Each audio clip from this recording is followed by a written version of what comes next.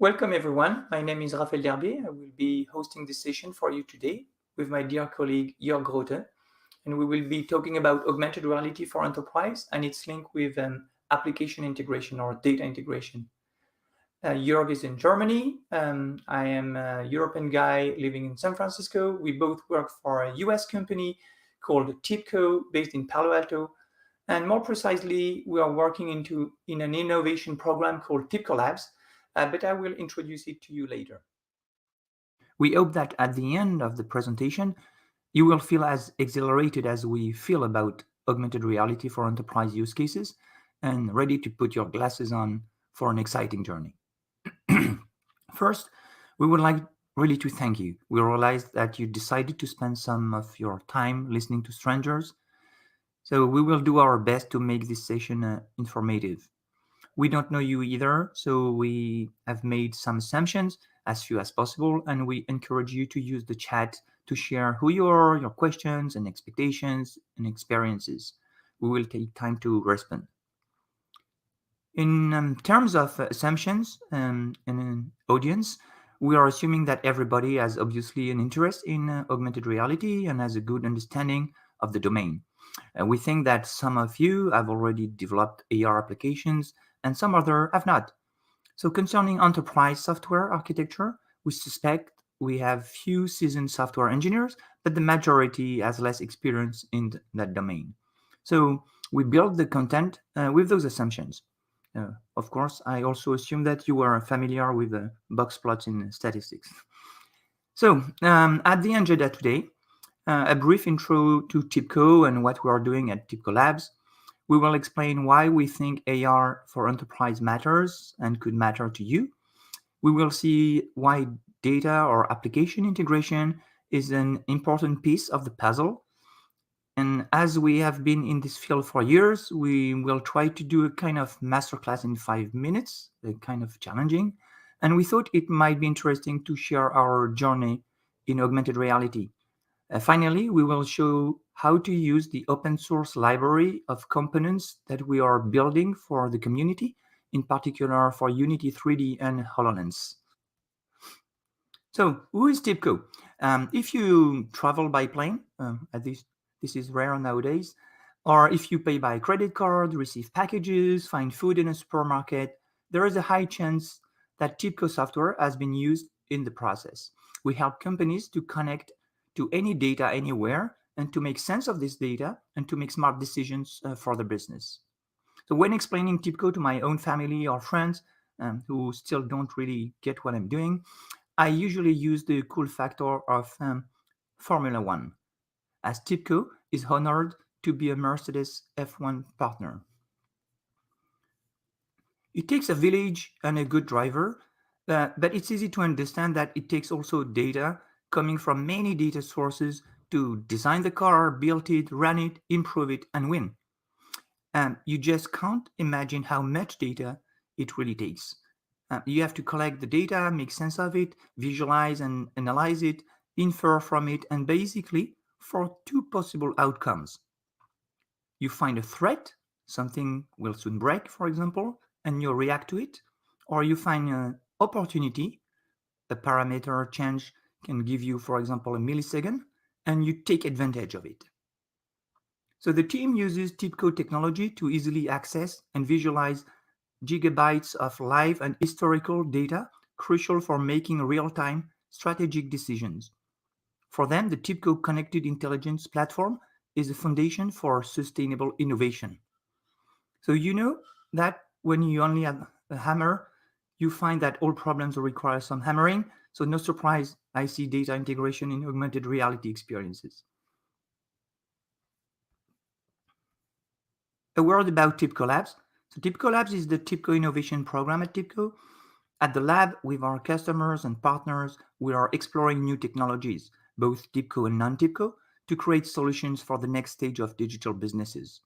To give you an idea of the breadth of our research, we currently have projects addressing graph databases, IoT management, natural language processing, smart contract for blockchain, process mining, and of course, one of those projects is augmented reality for enterprise. So, what's the matter about augmented reality? Why does enterprise market matter to augmented reality? Why does augmented reality matter to enterprise? And why does it matter to you? If you look at the consumer market, you notice two things. Many smart glasses attempts just disappeared from the market. Meta glasses, the ODG glasses, Dacry disappeared. Northfocal has been acquired by Google.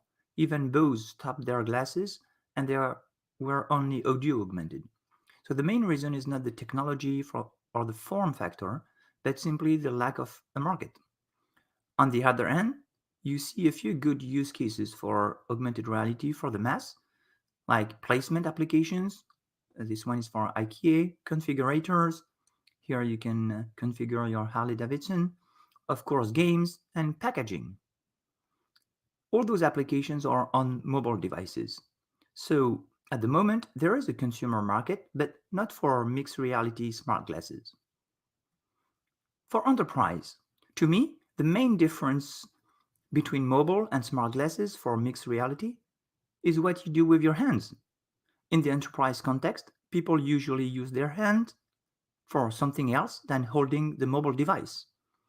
So there, smart glasses they make a lot of sense, and we should really talk about smart glasses with hands interactions.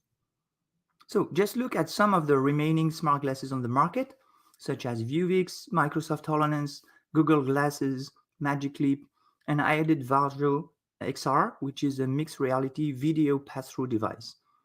I just took pictures of their website in October, and they all mention the term enterprise or industry, and they all show people at work. So you see, there is a clear positioning on the enterprise market. In terms of use case, you can refer to the Augmented Reality for Enterprise Alliance to get an idea of the numerous business contexts where AR can be applied. From our customers' feedback, training, guided task, monitoring, and complex collaborative design are the most obvious use cases. Why an interest in AR? Because AR provides employees with some superpowers, and companies would love to get augmented employees, I would say, for the same salary. So, what are those superpowers? The first one is to be able to see invisible information like internal structures, wire in a wall, even the current flows, heat, airflow, and so on. Then we have the ability to interact beyond hands manipulation, controlling machines with speech, gaze, eye movement, even body movement. The next superpower is to overcome the physical space limitation, having the equivalent of many pages of information where you can barely put one screen, for example, or having a small IoT device, but with a virtual control board with as many switches, buttons, indicators as needed. And one of my favorite is the strength we have with those cool holograms and 3D models with no weight. So you can manipulate a 1-ton truck with your hands and collaborate with others to study a specific design part. So AR can provide employees with those superpowers, which can obviously impact positively customer satisfaction, productivity, quality, and safety. So at TIBCO Labs, we decided to dig into augmented reality for enterprise use cases, and mainly with smart glasses and Microsoft HoloLens. We are also exploring the capabilities of WebXR for mobile experiences. So before we dive into the technical details, I'd like to show you one of the prototypes we have built. I asked TIBCO for an F1 car to play with, but it was rejected. So we played with a bike.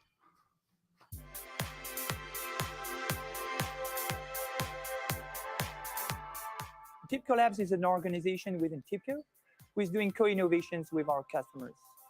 That means we are exploring with them some potential use case of new emerging technologies. And augmented reality is definitely one of them. So I'm very pleased today to share with you an augmented reality experience that we have created. This experience has been created around the Team TIBCO SVB Challenge. Team TIBCO is a women's cycling team that TIBCO is honored to sponsor. And we have created this performance where you can ride the bike for 30 seconds trying to do your best. And we are monitoring your heart rate, your speed, your cadence, the power that is being generated. Around this experience, you can also now wear those glasses. So we have decided to work with the Microsoft HoloLens glasses to discover additional information. So all the information captured by the sensors are going through the TIBCO stack to be processed and then to be visualized. As the data is also published on the TIBCO cloud messaging, it's easy for us to take this data and to put it in the context of these applications.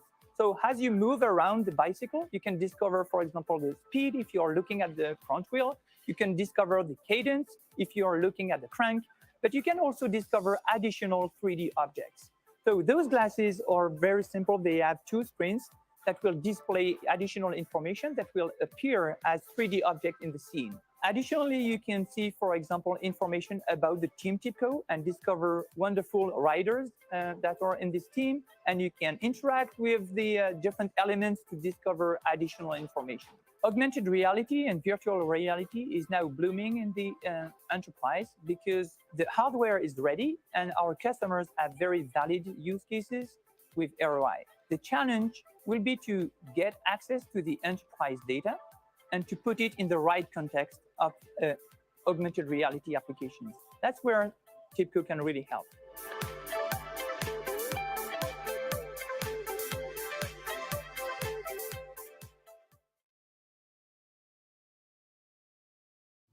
Let's see what are the key components of such an augmented reality experience. We have the AR application running on smart glasses or on mobile device. We have also the real world assets, in our case, the training bike. We have the sensors and actuators providing us with real-time data and performing actions in the real world. We also need a way to perceive the user behavior by collecting another set of data about body placement, gesture, gaze, speech commands, and so on. We obviously have holograms interacting correctly in the real scene viewed by the user, and of course, real-time and accurate information. For enterprise use cases, the key point is how do you connect those components with your enterprise data, processes, and rules. So now it's a good time to talk about enterprise software architecture and applications or data integration. Okay, it doesn't sound too sexy, but I hope it will be valuable for AR developers, and who knows, you may eventually like it. I apologize in advance to software engineers for the shortcuts and oversimplifications. So let's go. At the beginning was the enterprise application. Applications have been created to help employees fulfill a task and keep track of something. For example, instead of using a notebook, an accountant will use a finance application to record transactions. An application usually manages some enterprise data stored in a database. It has some logic written in a programming language to create, search, manipulate this data, and apply business logic. It has some more code to present a graphical user interface to the end user. So, whatever the product or service a company is selling, it uses applications. Sometimes what it sells is itself an application. Apps have been created for all departments: finance, HR, logistics, manufacturing, you name it. And large applications get their own three letters acronyms, such as CRM for customer relationship management, ERP for enterprise resource planning, SCM for supply chain management, to name a few. An average company can have 500 applications. So as soon as the data is meaningful for a company, it becomes a piece of information. And companies rapidly understood the value of this information. But with this landscape of applications, they had two main problems. The first one is the isolation of data in one application. IT professionals often talk about silos in a negative way to describe data kept and segregated from the other part of the architecture. The second issue is that information is not flowing seamlessly from one system to another, which is extremely important for companies to act in real time and as fast as possible to changing conditions. So, to address those problems, people found solutions in the domain of application and data integration, and by rethinking software architecture and improving enterprise IT architecture. In terms of software architecture, an important step has been to set up a kind of phone system so you can reach applications remotely and so applications could talk to each other. You may have heard about it. It's Internet Protocol, adopted in 1983. So the second step was to separate the UI and to value the business logic and the data and to define the calls and requests that can be made with the notion of application programming interface or API, which get popular in the 90s. Coupled with the notion of network, it became network-based application API or web API in 2000. And we agreed to use REST protocol and the data representation as XML or JSON. Then people starting to think to shrink. Then people started to shrink apps to the core minimum reusable pieces called services, web services or microservices. On the enterprise IT architecture side, people found an elegant way for services or applications to inform the rest that something interesting, basically an event, happened without knowing who could be interested. This is the message bus and publish and subscribe mechanism, opening the possibilities of event-driven architecture. And by the way, TIBCO is the acronym for the Information Bus Company, an early promoter of event processing. The data became so important that it started to be a first citizen. It got many different shapes and sizes to the point it has been referenced as big data and has now its own domain. With all the data available, data scientists emerge and companies use the data not only to describe the business, but also to prescribe and to predict using machine learning techniques. At the end, any customer interaction with a company is in fact a succession of events and services that have to be orchestrated.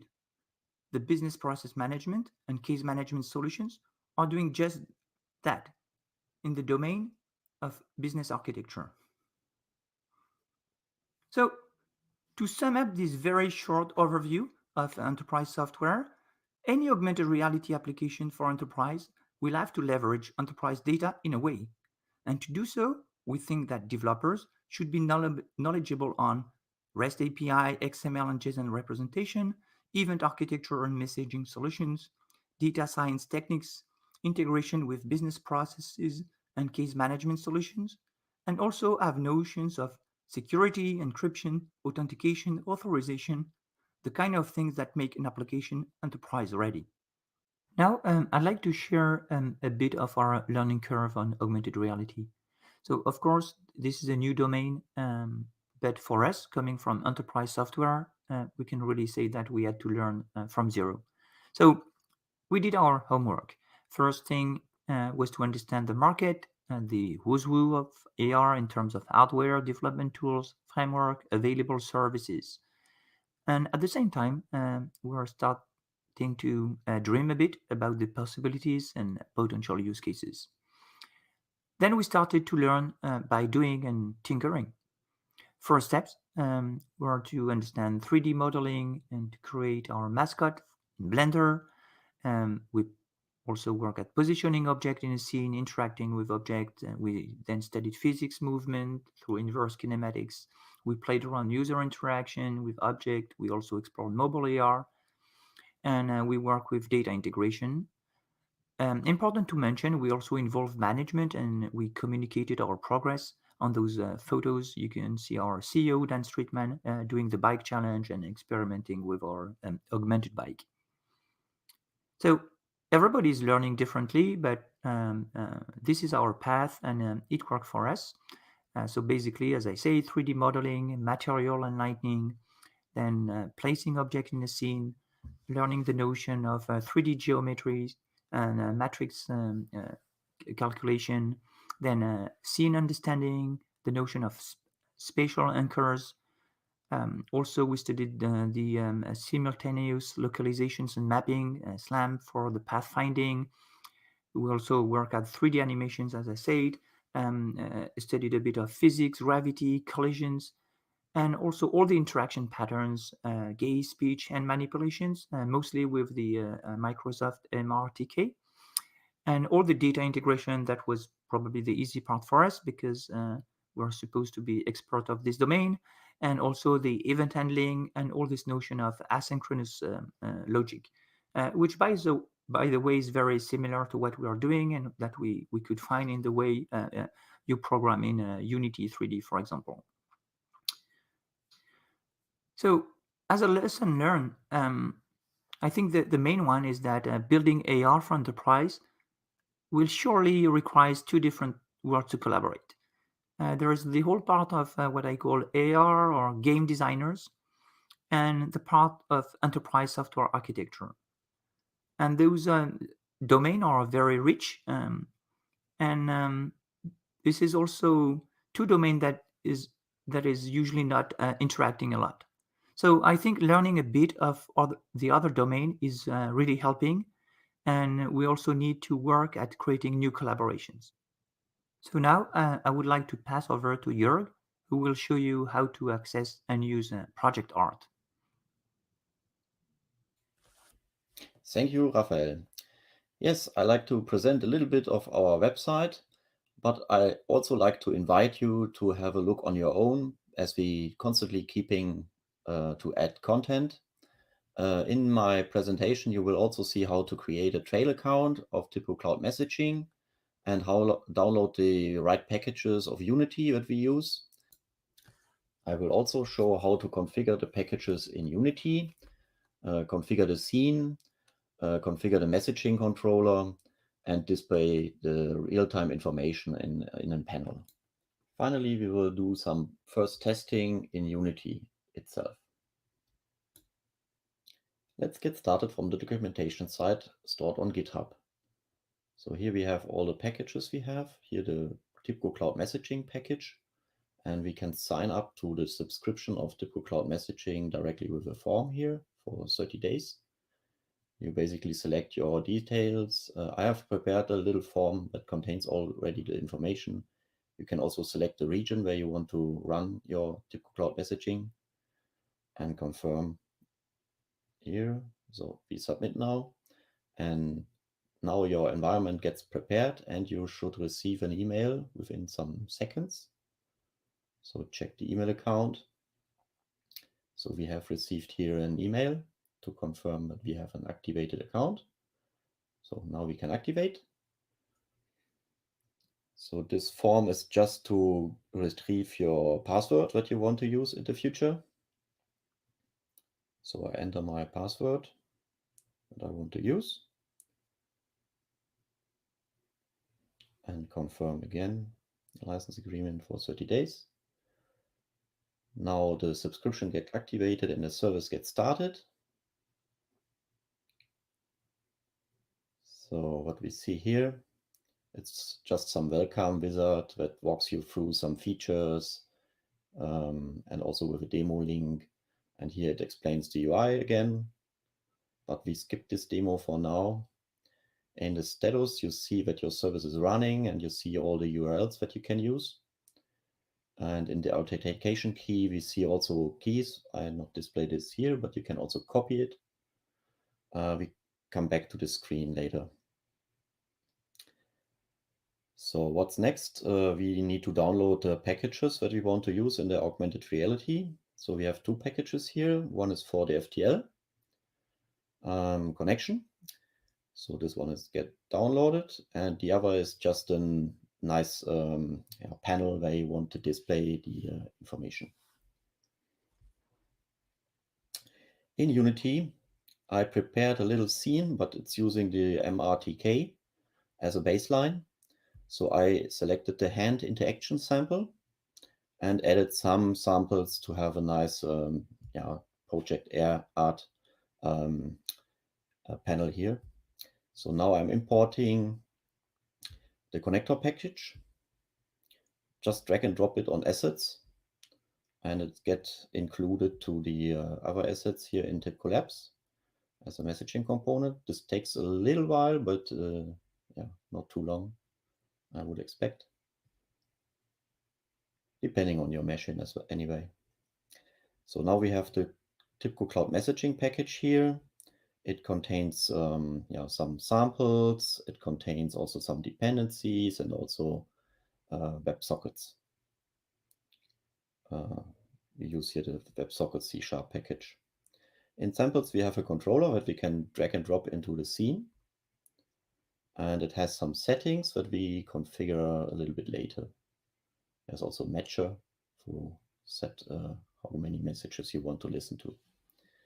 And the sample has also a little text thing, but we want to use the better looking panel that use also Text Pro. So we move this here, and we have also in the middle some data field that is using Text Mesh Pro as said.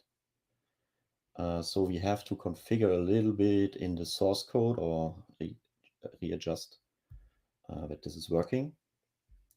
So I open Visual Studio, and here we see we use in the sample just Text Mesh, but I want to use also Text Mesh Pro. I put these instructions as well into the documentation. So now this is Text Mesh Pro, and we can drag and drop the data field where we want to show the details to this field. Now we have to configure the credentials. So this is currently just empty, but we can copy our URL for EFTL into this field, in this text field. We store this in an external file to not get everything on GitHub that we use on a daily basis. So we copy all this password. You can see it, but I will shut down the service after this demo anyway.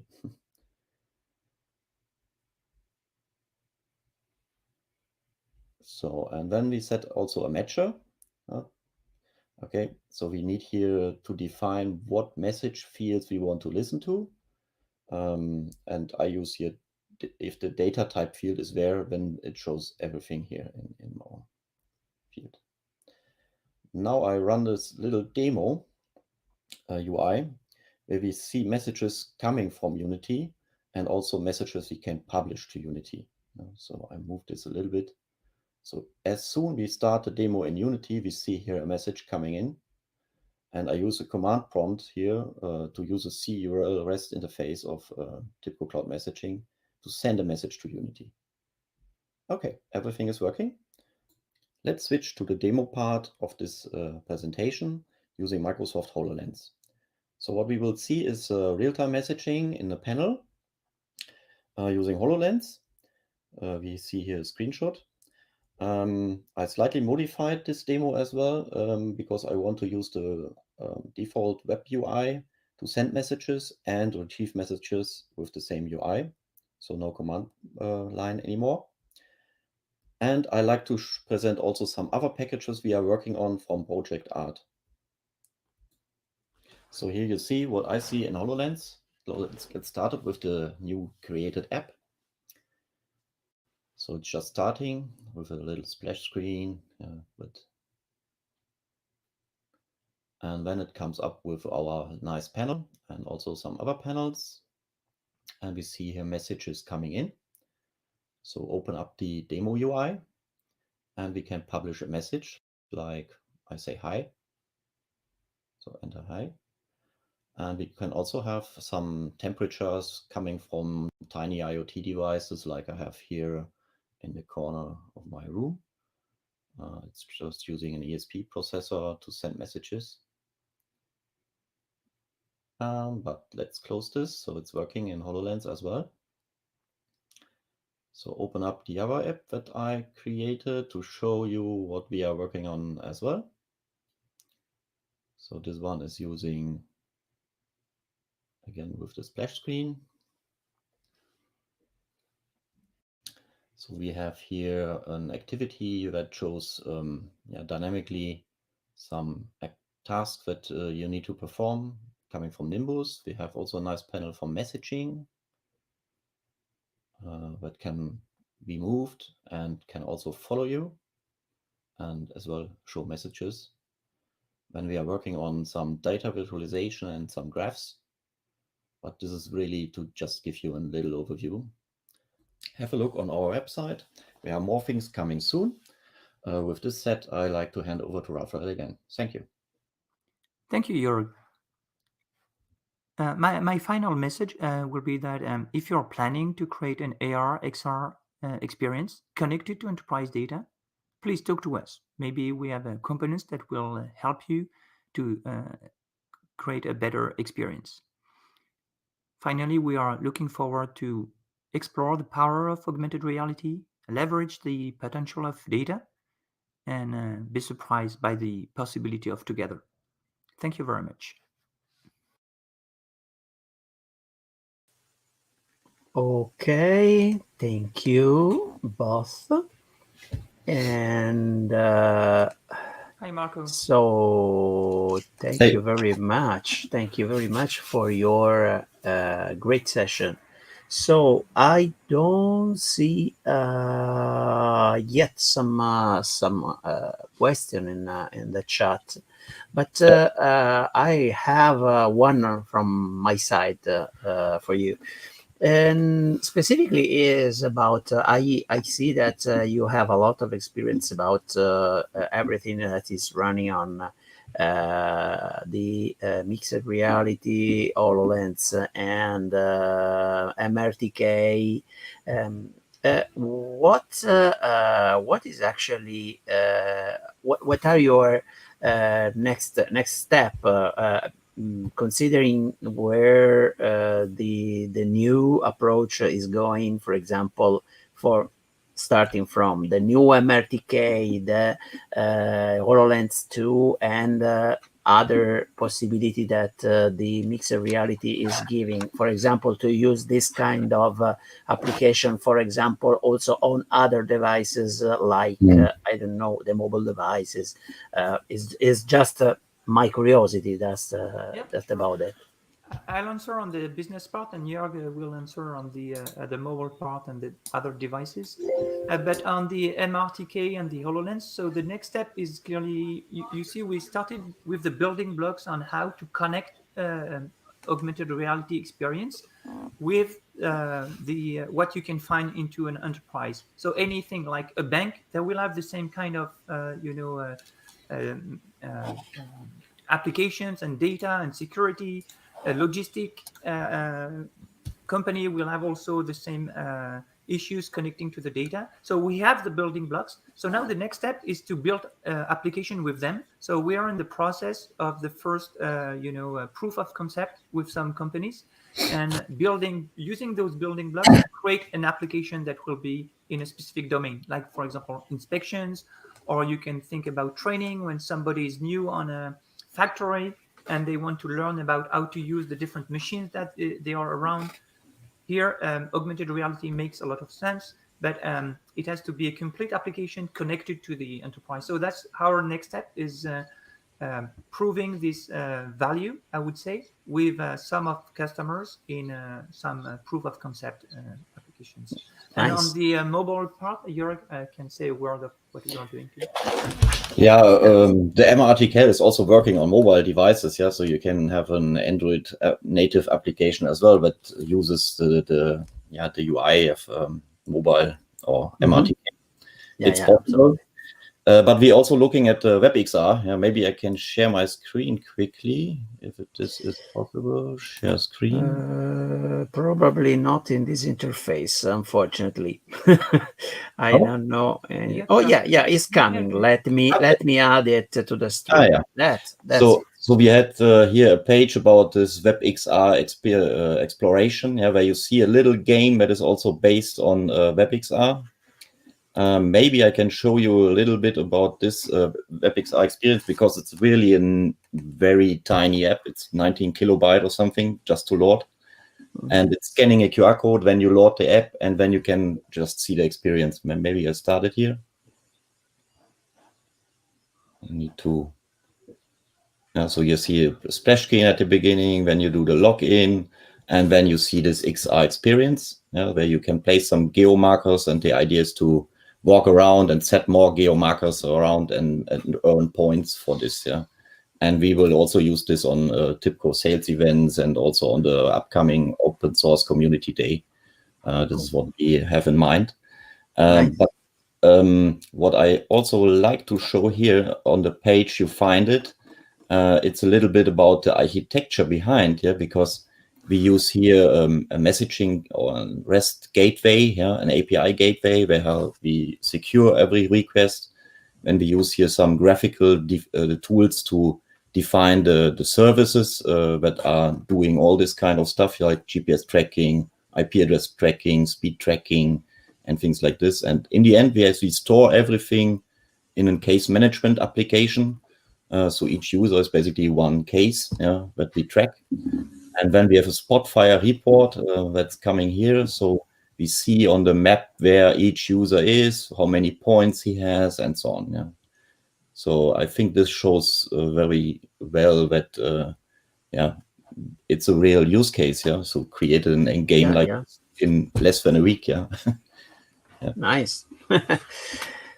Yes, Cool. and that's one of the message also we try to convey. And I saw Ricardo Acosta later on UX, and he said we don't have enough designer used to the 3D environment. We have the old designer, and we need new people. And I would say that's the same in enterprise software.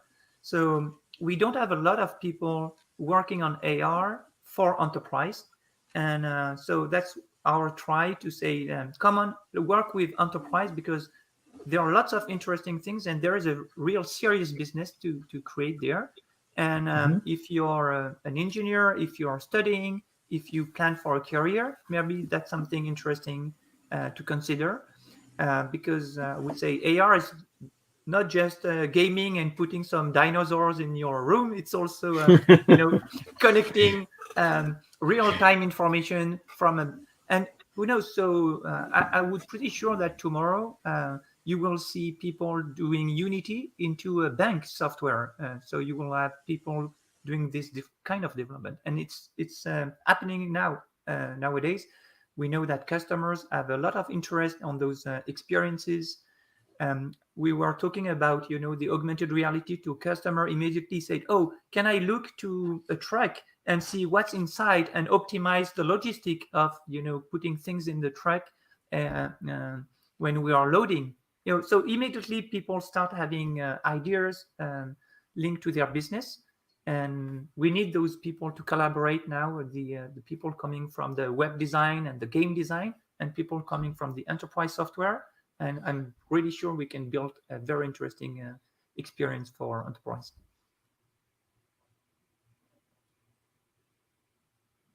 Yes. Oh, our moderator got disconnected, or? Maybe. I don't know.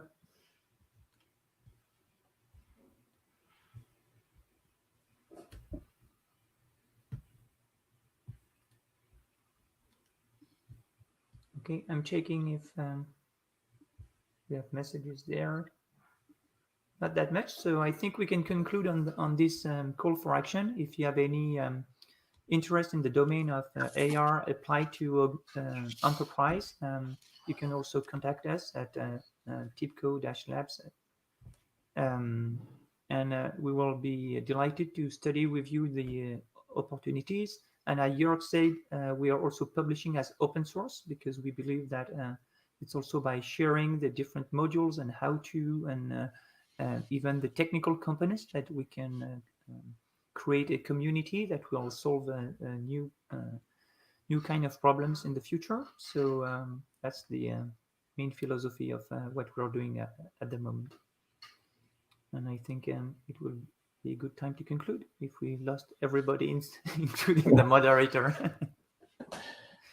So, and if you're wondering why I have this huge compressor here in my office, so have a look on the website. So we have there some nice video.